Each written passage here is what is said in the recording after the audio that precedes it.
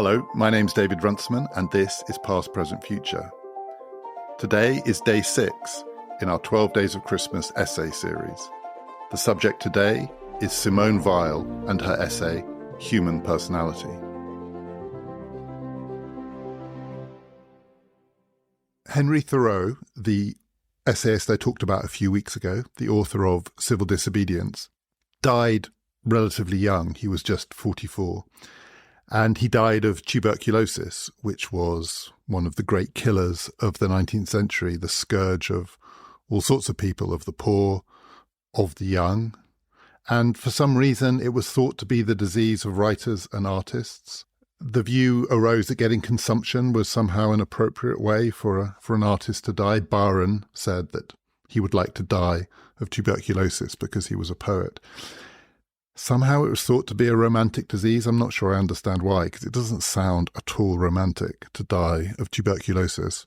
By the middle of the 20th century, it was nowhere near as prevalent, TB, but it was still a scourge, and it still killed many people.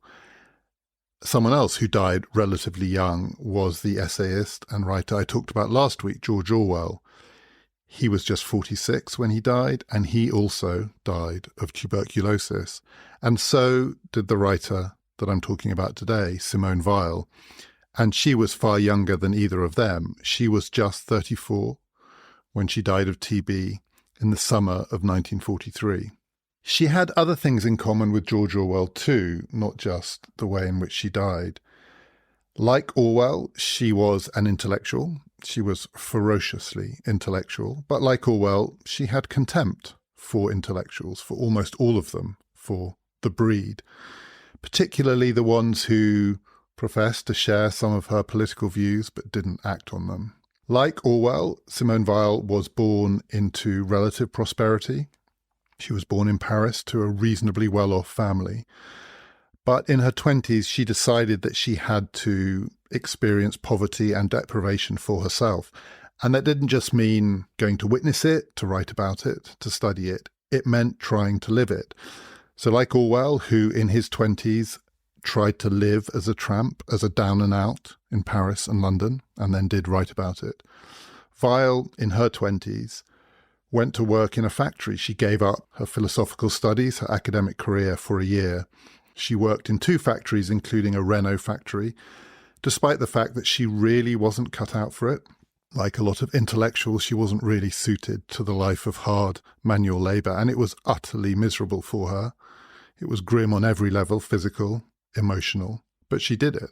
And like Orwell, a few years later, she also decided that she had to volunteer for the Spanish Civil War.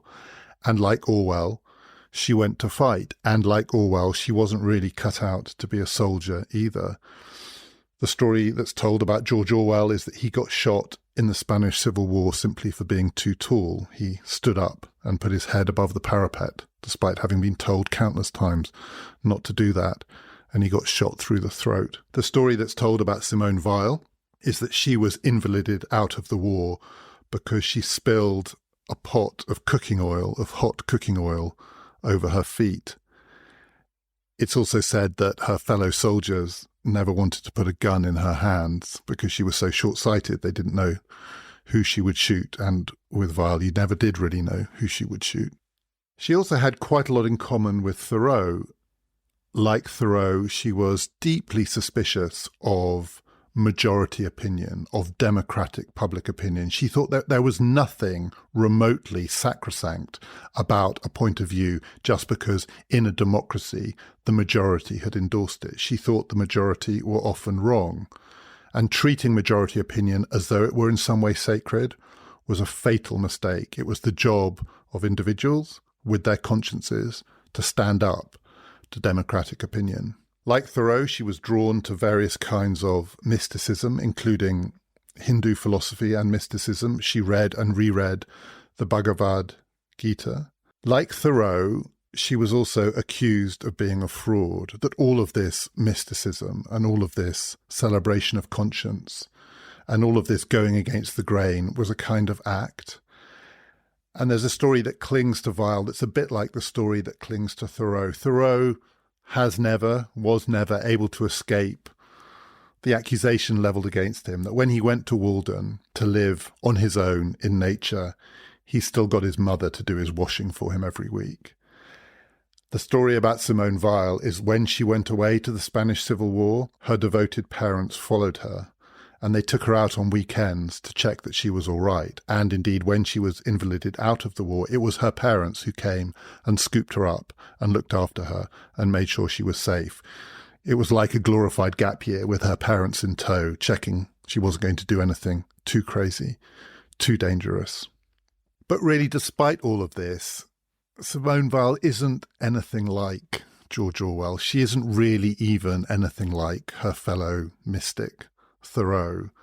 Or insofar as she does resemble them, she is more of the thing that they have in common than they are. She's more of it. She was more of everything. She was more uncompromising. She was more extreme. She was a kind of extremist. She was much, much less accommodating even than the notoriously unaccommodating George Orwell. And the other difference is that her outlook, her vision, unlike Orwell, is deeply religious. And unlike Thoreau, it's a Catholic vision. She was born Jewish to a secular agnostic Jewish family in Paris. Throughout her life, she rejected her Jewish inheritance. She tried to escape from it. And there are quite a few of these, one of the unattractive features of Weil's life and thought is that she came to embrace the vulgar anti-Semitism of her age, despite the fact that she had been born Jewish. She was, though it's a cliche, it's still true, she was a self-hating Jew. She thought that the Jews were a rootless, cosmopolitan people. The mysticism that she embraced, and ultimately the mysticism that took her over in the 1930s, and culminating in a set of religious experiences in 1938, was Catholic. It was Christian and it was Catholic. In her words, she had an experience that brought Christ into her life. But what's so distinctive about Weil is that though she became a Catholic, she couldn't bring herself to become a Catholic. That is, she couldn't bring herself to join the Catholic Church, because she believed in her uncompromising way that any version of the truth, of the true faith, of the capital T truth, of the capital F faith, was compromised and corrupted whenever it assumed an institutional form. Any institution couldn't be the vehicle for the truth, and that included the Catholic Church. The Catholic Church, for Weil, with its wealth, and its history and its hierarchy and its status and its doctrines and its willingness to excommunicate and to insist on certain things as a price for entry, meant that she, as an individual with an individual conscience, couldn't enter the church, despite the fact that she had converted in her own mind to its faith. So she was a Catholic who refused to be baptized into the Catholic Church, which is quintessentially Simone Weil.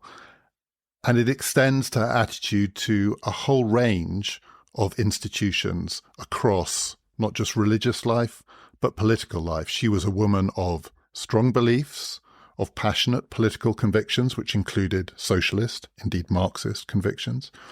But she couldn't bring herself to join or belong to an institution, any institution, which tried to channel those convictions in an institutional form.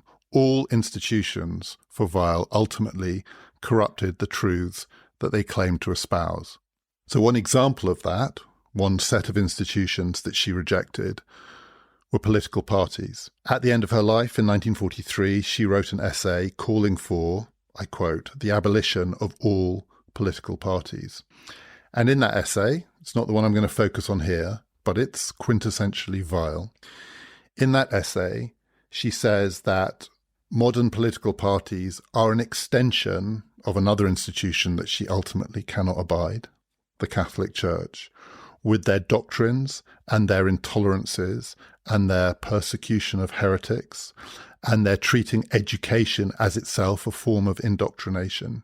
And in that essay, she says all political parties tend towards totalitarianism. Ultimately, that's their goal, that's their mission, to subsume the individual in their desire for growth and power and prestige. So that in the end, if you belong to a political party, you will be swallowed by it.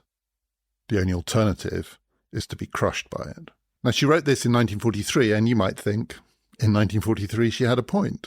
Some political parties were quite clearly totalitarian. The Nazi Party was absolutely as she described it. It made the Catholic Church look like a teddy bear's picnic in its intolerance and its willingness to torture and persecute and kill those who didn't belong, and in the way in which it treated education as a kind of brainwashing.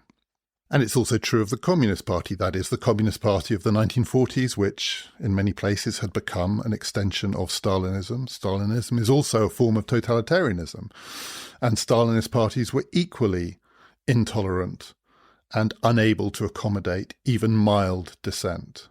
But Weil isn't just talking about the Nazi Party or communist parties. She's talking about liberal parties too. She includes liberal democratic parties, social democratic parties, Christian democratic parties. The British Labour Party would fall under this description. The American Republican Party, all of the many, many parties that she saw at work in France across the full spectrum of democratic life, not just the extremes, not just the totalitarian extremes, but the people in the middle too, she thought, aspired towards forms of totalitarian control. Being a liberal, in her mind, was absolutely no excuse for thinking you could get away with creating a political party. All parties corrupt. And her solution was typically blunt. All parties, therefore, should be abolished. There should be an edict that outlawed them. If you're going to have a democracy, it has to be without political parties. And in response to the obvious rejoinder, which is, you can't really do that. And if it were true that democracy needs to be without political parties, why have all modern democracies, without exception, required political parties in order to function? She says that's the typical mistake that people make. It's a classic fallacy. They say, if it were possible to do this, we would have done it long ago. The fact that we haven't done it means that it's impossible. And Weil's response to that is, the fact that we haven't done it is simply evidence that we've never tried to do this seriously. She doesn't completely reject democracy. In that essay, calling for the abolition of political parties, she does try to defend an idea of democracy. It's a very pure version, and it's one she associates with Rousseau and Rousseau's social contract. The French Revolution, which more or less invented the modern political party, is also for Weil the point at which this story, the story of modern politics, starts to go wrong. Rousseau, who comes just before that, offers a version of democracy which is much, much purer. And Rousseau, like Weil, was completely against political parties. He thought that the state, the body politic, had to exclude them if it was to function. Rousseau's version of democracy for Weil is the pursuit of universal truths. It is that version of democracy where people come together and they find the things on which ultimately they can all agree. It's an incredibly demanding, austere version of democracy. But Weil thought it's not impossible. We just haven't tried it. And yet, in another essay that she wrote towards the end of her life, in the winter of 1942-1943, the one I want to talk about now, one of the most extraordinary essays I've ever read, called Human Personality, you get the strong feeling she doesn't even really believe that. In Human Personality, there is no attempt to defend an idea of democracy. All forms of democracy are treated as though ultimately they are corrupted and corruptible. In fact, in Human Personality, Weil makes the case that any collective pursuit of the truth, any attempt to collectivize, and she is a socialist saying this, any attempt to collectivize the truth, to build the truth up out of an accumulation of human experience or human knowledge, is to give it an institutional form that will destroy it. There is no truth when it is collective. And that pretty much does rule out democracy. She doesn't just apply the argument to the church. She doesn't just apply the argument to political parties and democratic institutions. She applies the same argument to what is perhaps, for some people, the one institution of modern life that should be immune from it. She thinks this also means that science is impossible. Modern science can't be done in the way that it professes to do it. That is, to pursue the truth collectively through the endeavours of scientists and researchers and experimenters, to come up with something that is genuinely impersonal, because what people are looking for is evidence that can hold whoever you are and wherever you study it from, that strip away people's prejudices, all of the ideals of scientific endeavour and the scientific enterprise, that it will arrive at something that holds regardless of the people who come up with the truths that are to be held. Weil thinks that that's all nonsense, that science is nothing like that science is a typical modern institution. In other words, it's a kind of personality cult. All of these institutions, in the end, are reducible to the cult of personality, that scientists aren't disinterested pursuers of the truth, that any scientist you might meet is, like all modern human beings, interested in his or her own truth and the status that that gives them. They want to be the discoverers of the truth, and in discovering the truth, they want to be the ones who stand out. They want to take the story forward in their own way and bring other people with them. And the supposed impartiality of science is just a cover for its extraordinarily cultish qualities. In Human Personality, Weil says of modern science that it is as enslaved by fashion as anything, including, I quote, the shape of Parisian hats, that scientists will pursue the latest fashion just as avidly as a clothes designer will pursue the latest fashion. They just want to know what's the next thing, and then they either want to join in or they want to reject it. So in science, what people do is they take sides. It is no different from democratic politics. You belong to this group or to that group. You are a member of this cult or of that cult. And once you've signed up to your group, you will reject the ideas of the other groups as avidly as any political figure will. Science, she says, is a form of dictatorship. Again, I quote, "The collective opinion of specialists is practically a dictatorship," she says. You read this and you suspect, who knows, you suspect that a 21st century Simone Weil would be an anti-vaxxer. She has had enough of experts. It's more than that, though. This argument is not just an argument about the institutions of modern life and the way in which they corrupt the truth.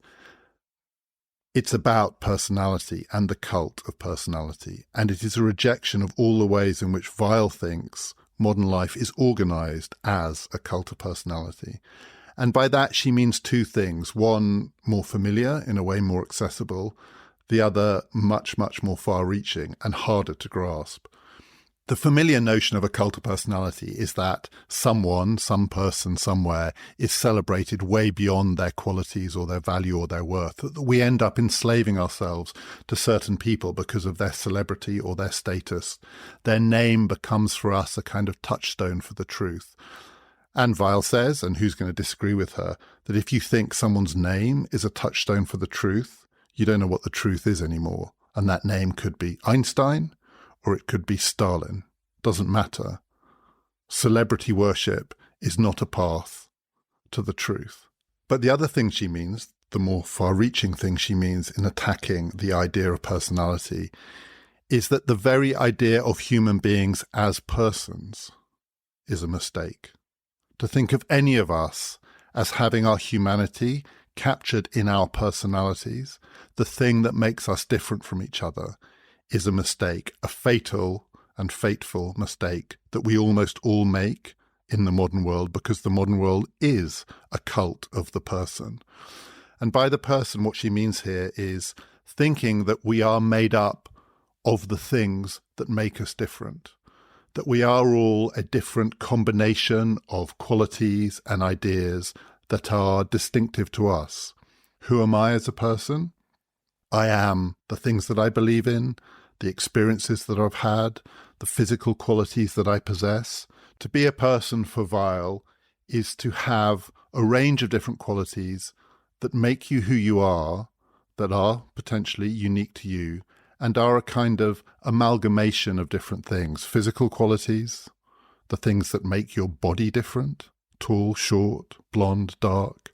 Emotional qualities, hot-headed, cool, passionate, skeptical. Of experiences, of beliefs, of indoctrination in particular faith, of rejection of particular faith. That's what makes you a person. A combination of things that together build you up.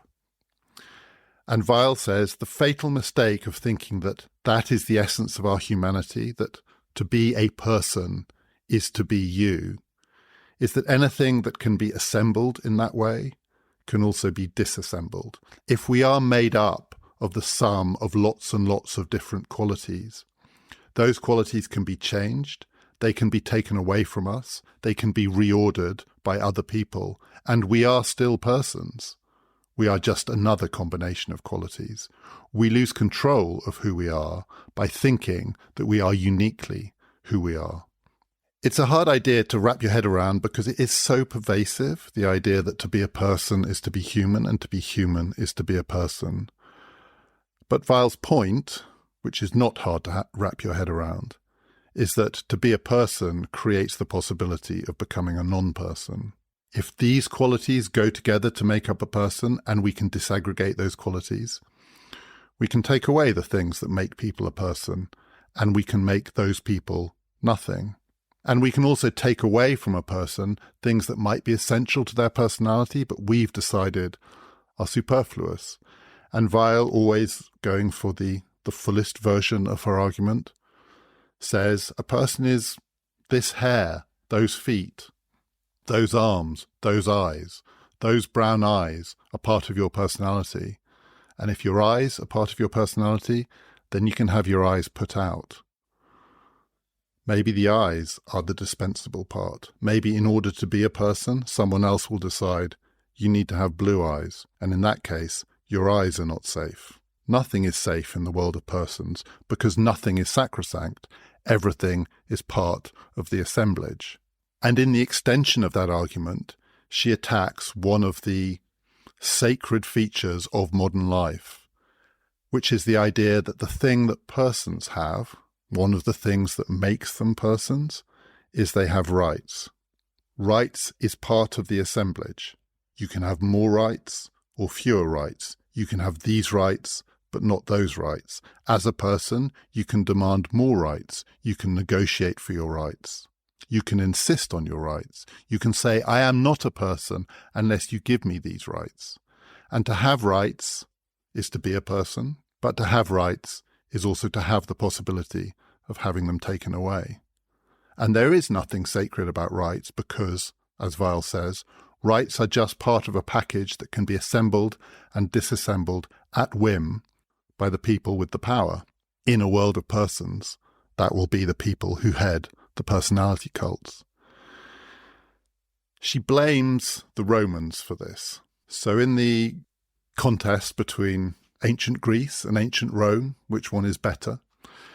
Simone Weil is 100% Team Greece. She's Team Athens.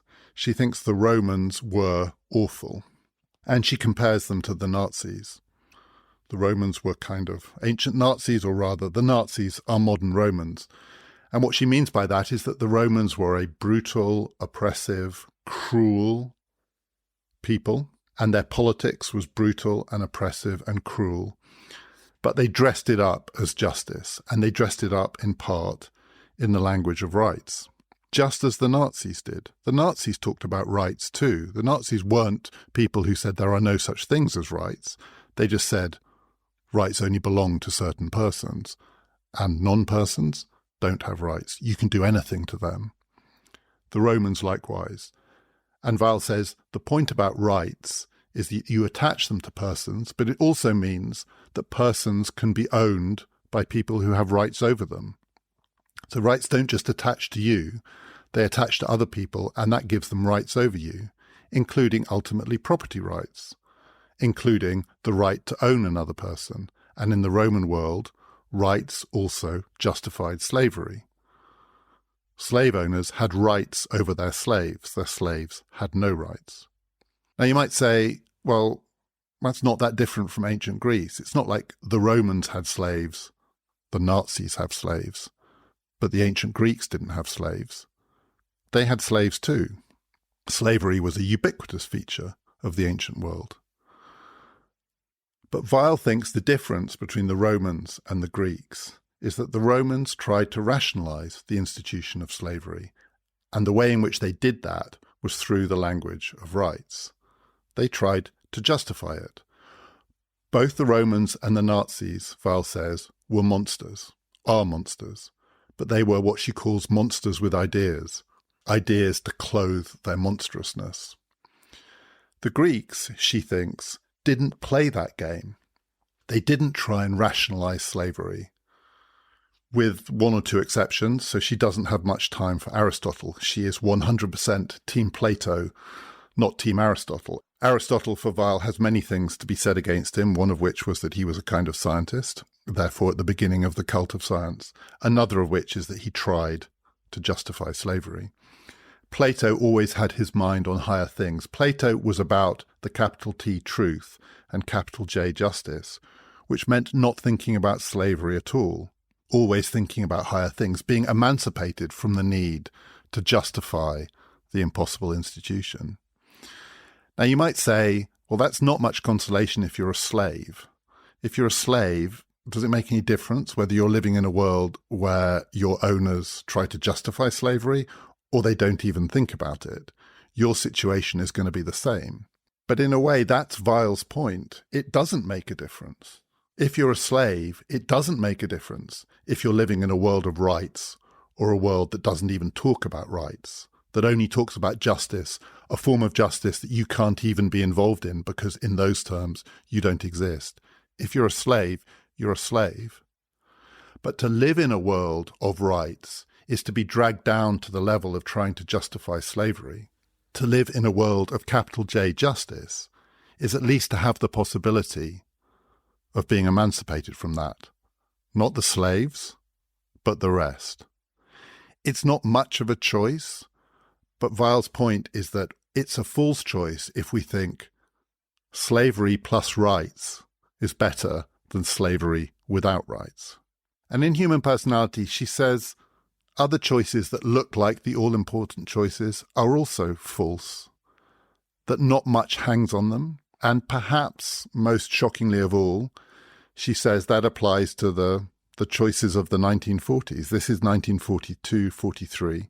And she says, in the great contest, the contest that really matters for her, which is France versus Nazi Germany, what had been democratic France versus the fascist state of Germany.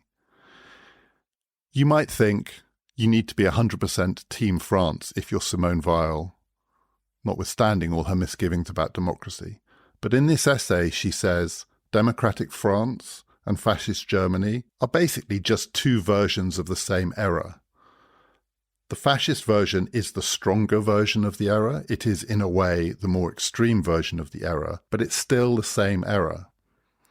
And the error is the idea that if you collectivize human personality, if you amalgamate it in some way, you make it stronger, you make it more powerful, you give people more protection. The fascist state offers people protection in the idea of the folk, of the people, and then excludes everyone who doesn't belong. And as Weil says, that is deeply appealing to all those modern citizens who are lost in a world of rights. We will make your rights real, and to hell with the rest. The French democratic version is more, we will treat you all as individual persons and we will give you all a place in this democratic regime. We will bring you all together, amalgamate you into something that we will call France. And France will be made up of all of you, and all of you are made up of all of your personal traits. The word person, originates with the idea of the persona or the mask. And for Weil, that's what a person is. A person is a kind of outward shell. A person is just what's on the outside.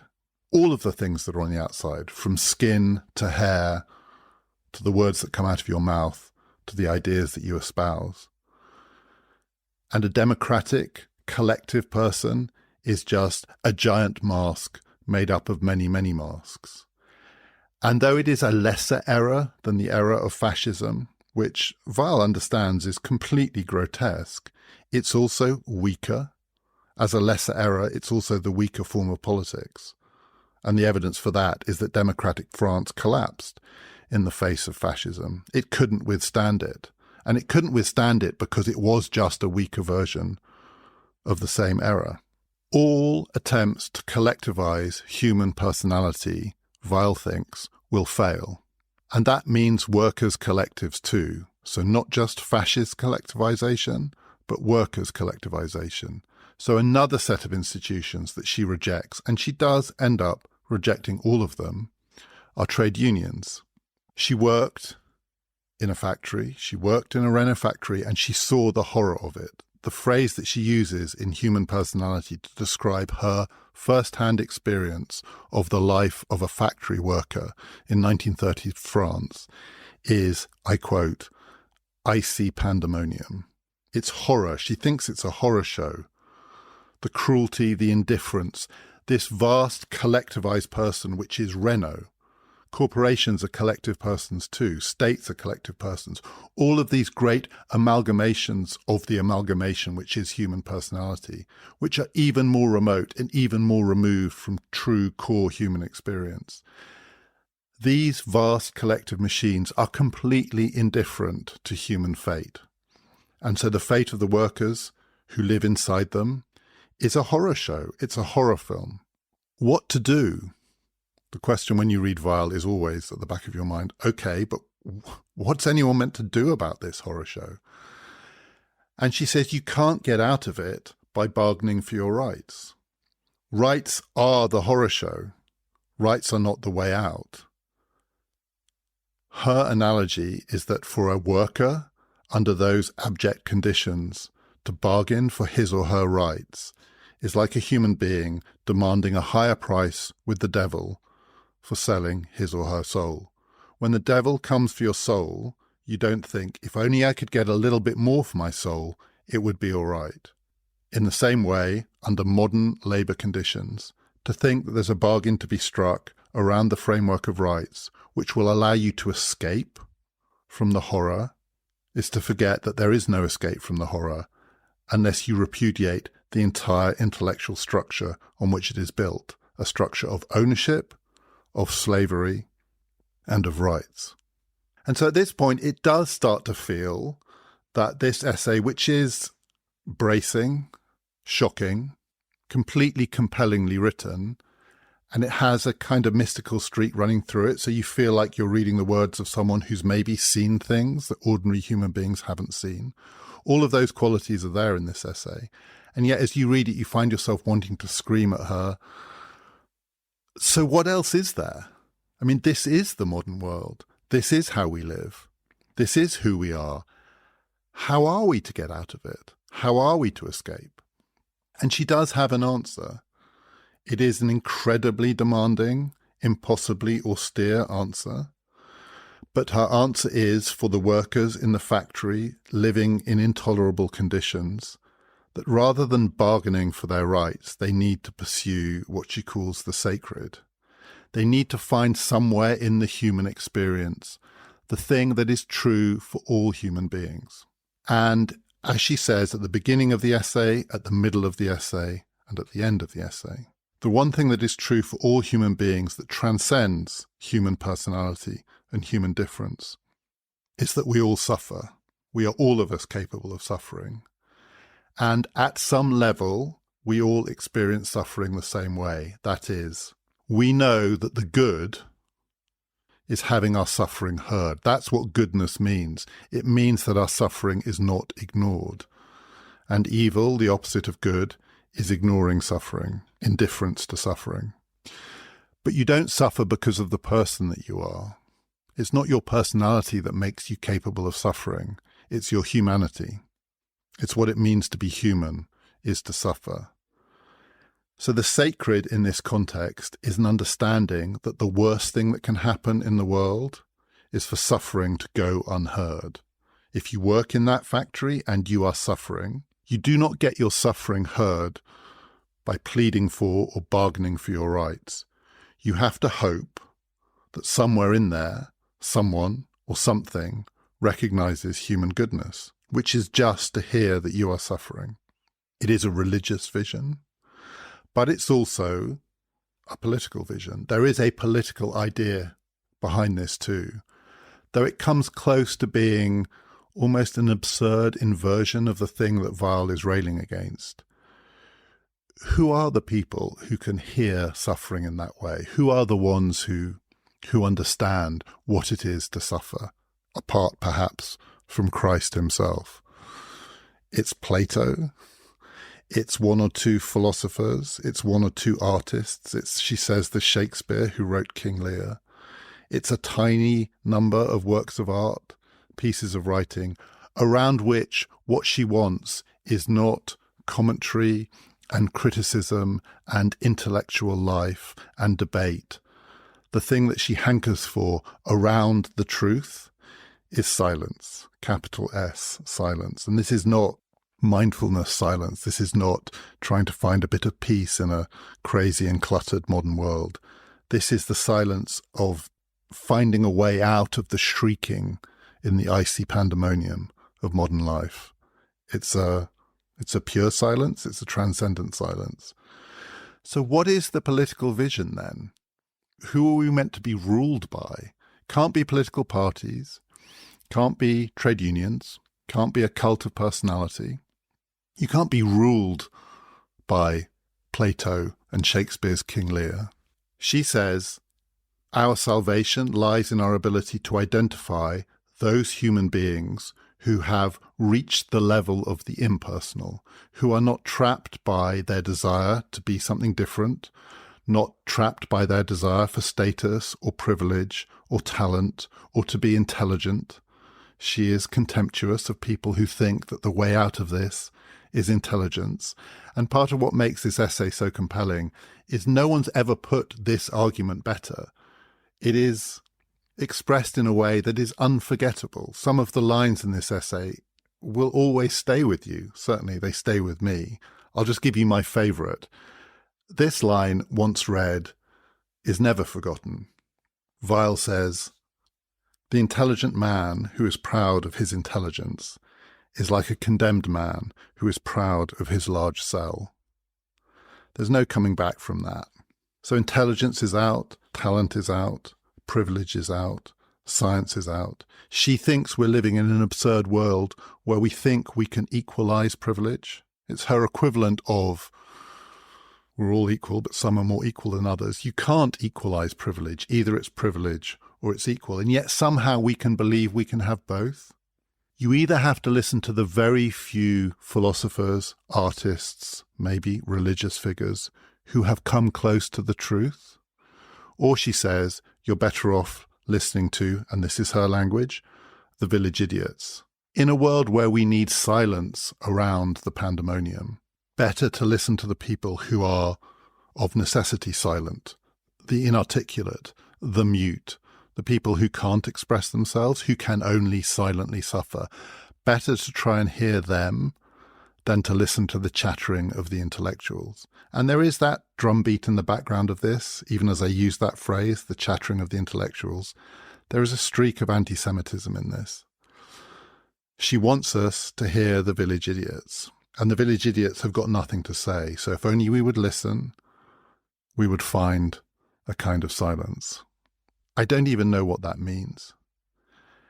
And if you think of the other group, the seekers after truth, how could you listen to them without, in the end, recreating a cult of personality? Who are these people that we decide this religious figure, that political martyr, this near saint is the one that we should follow? It sounds not less, but more cultish not less but more cultish than Catholicism or Stalinism or liberalism or simple faith in science. So having said all of that, what then is there to be said in favour of this essay, apart from the fact that I think everyone should read it, because it is completely unforgettable, and because it is incredibly bracing to have someone dismantle rights? I would say 2 or 3 things, not in defence of Weil, because I don't think I can do that, but beyond what I've just said. The first is to try and frame this in the language that I used in talking about Virginia Woolf. Virginia Woolf, like many of the greatest modern writers of the greatest modernists, and Simone Weil is many things, but she sure as hell isn't a modernist, is grappling with how to live with the paradoxes of modernity. How can we live with the fact that we are required all the time to be 2 incompatible things at once, to be individuals, to be personalities, to be persons with rights, and also to be subsumed to the collective, to belong to groups, to be shaped by our social conditioning? How can we be both individuals with consciences and simply the products of our time? And the challenge of modernity is to live with that, to find a way under those conditions nonetheless, to seek after the truth, to be individuals, to try and achieve some form of progress, to ameliorate human suffering, all of the things that might seem worthwhile, to do it under those conditions. That is, to recognise it will, by definition, be a paradoxical endeavour. Simone Weil is not trying to live with the paradoxes of modernity. She is trying to reject them, or to escape them, to get outside of them, because she thinks ultimately they are unlivable with. It is intolerable to have to construct a human life on the basis that the thing that makes us different is also the thing that makes us the same as everyone else. That our unique assemblage that makes us the persons that we are is also something that can simply be taken apart by science or corporate power or political force. It's unbearable, and so we shouldn't try and bear it. Modern life is trying to bear it, and she says we should stop. And part of the reason she says we should stop is that trying to live with those paradoxes means that we are deaf to human suffering, that in the end there is too much unheard suffering in the world, too much mute suffering. The intellectuals with their paradoxes will hear certain kinds of distress, but most of human distress is inarticulate, and to be good in those conditions is to shut up so that you can hear it, and the intellectuals just won't stop talking. They just won't shut up. And in 1942, 1943, she was right. I mean, there was an unbelievable amount of unheard human suffering in the world. Her people, the people she wished she wasn't a part of, the Jews, were being exterminated, unheard, often unseen. Whole communities were being wiped out in the bloodlands of Central and Eastern Europe. Human life was effectively being extinguished under conditions of unimaginable suffering, without anyone hearing it, without anyone recognizing that most of the worst things that were happening in the world were not even being noticed. And until we stop with all the chat, we won't notice, she thought. Well, after the war, when it was over, the suffering was heard. It was too late, but it was recognized, and a lot of it was heard. A lot of the suffering that she's talking about, a lot of the suffering that she personally experienced, including as a miserable Renault factory worker, was increasingly heard and recognized. It wasn't mute, it was articulated. A lot of it was articulated in the language of rights, of human rights, but also of workers' rights, of labour rights, of women's rights. And I think you would have to be mad to believe that suffering wasn't lessened because of that the hearing of that suffering, even if it was in the language of rights, allowed something to be done about it. So it doesn't make sense to say, therefore, after the war, we were on a path to there being less suffering in the world. But we were at least on a path through the language of democracy and liberal freedoms and certain liberal ideals to hear people who hadn't been heard before, to recognise that their suffering was not a matter of indifference to us, that they were not slaves, that indeed slavery should be abolished wherever possible, and that the people who were most vulnerable, including what Weil would call the village idiots, had to be heard. So you can't follow Weil down a path that says there is all of this mute suffering in the world, and therefore what is incumbent on us is to shut up, to stop talking about rights or freedom, and just to hear it. It's like saying there is all this starvation in the world, and there was a lot of starvation in the world, and therefore what we should do is starve ourselves. One of the stories that attaches to Simone Weil, one of the ways in which her death was nothing like George Orwell's death or Thoreau's death, was that it is said that she starved herself to death. In the summer of 1943, she was living in England. She had come back to England from America, where she'd gone with her parents, not to escape the war, but to get them out of the war. Then she wanted to come back to join the Free French forces. She wanted to be a soldier again. She wanted to fight. She hoped that she would be parachuted behind enemy lines and could work as a nurse. What she really hoped was that she could become a martyr. She wasn't. What she ended up was a sick person in a hospital in Kent.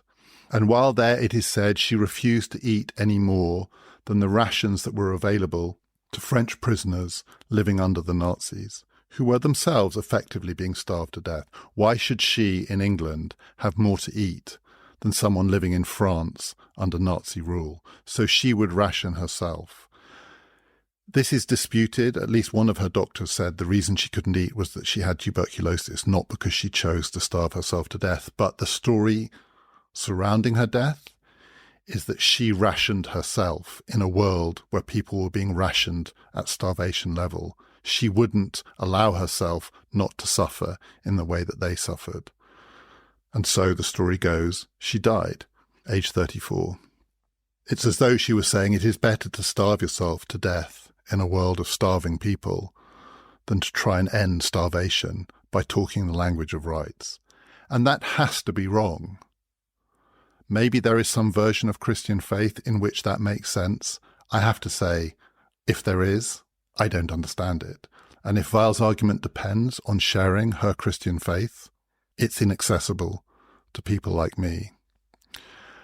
But still, I think there are a couple more things to say. One of which is, within the human condition, it is always possible to be back in 1942, 1943. It's not as though in our world of rights and science and medical advance and the amelioration of human suffering, that we don't also have within it the capacity to go back to a world of vast, unheard oceans, abysses of human suffering. Given all the things that might happen as the collective persons of the modern world, the states and corporations, chew through the planet, destroy the environment, hoard their nuclear weapons, develop their new scientific technologies and toys, build their robots in that world, which is still our world. The possibility of great waves of unheard human suffering are still real. And I understand Weil saying, we might not hear it. We might not hear it through or behind all of the democracy and science and rights talk. We might be building the machines which are the cruelest machines of all. We may have already built them. After all, we have built nuclear weapons. But we won't hear the suffering that they cause because it will be drowned out by the noise of the machinery. That must still be true. And the other thing that I think is probably true is that to say of Simone Weil that she didn't have an answer to what came next, that she didn't explain how you get from the world of suffering that she saw to something that recognized and heard human vulnerability. She didn't have a political answer beyond her weird, inverted cult of personality, her cult of the village idiot. She didn't really have a religious answer. She certainly didn't have a scientific answer. She didn't have any answer to the question of what came next. But she wasn't interested in what came next. And the other criticism that's made of her is that she was too preoccupied with what came before, what was before the French Revolution, what was before the modern age of science, before King Lear, before Shakespeare, all the way back to Plato, that she was nostalgic for a version of the human experience that was long gone. I don't think that's true either. I don't think you can read an essay like Human Personality and think that Simone Weil was nostalgic for anything. There is not a hint of nostalgia in it. It is an icy cold piece of writing by someone who had experienced icy pandemonium. Simone Weil was not interested in what comes after the paradoxes of modernity, and she was not interested in what comes before the paradoxes of modernity. Simone Weil was interested in what lies outside the paradoxes of modernity. She wanted to know what's out there, what's separate. She wanted to ask the question, how do we stand outside this thing? And it must be true that there should always be someone asking that question. To find out more about this podcast, do please follow us on Twitter. Tomorrow is day 7 in our 12 Days of Christmas essay series, and I'm going to be talking about James Baldwin's essay, Notes of a Native Son. This has been Past, Present, Future, brought to you in partnership with the London Review of Books.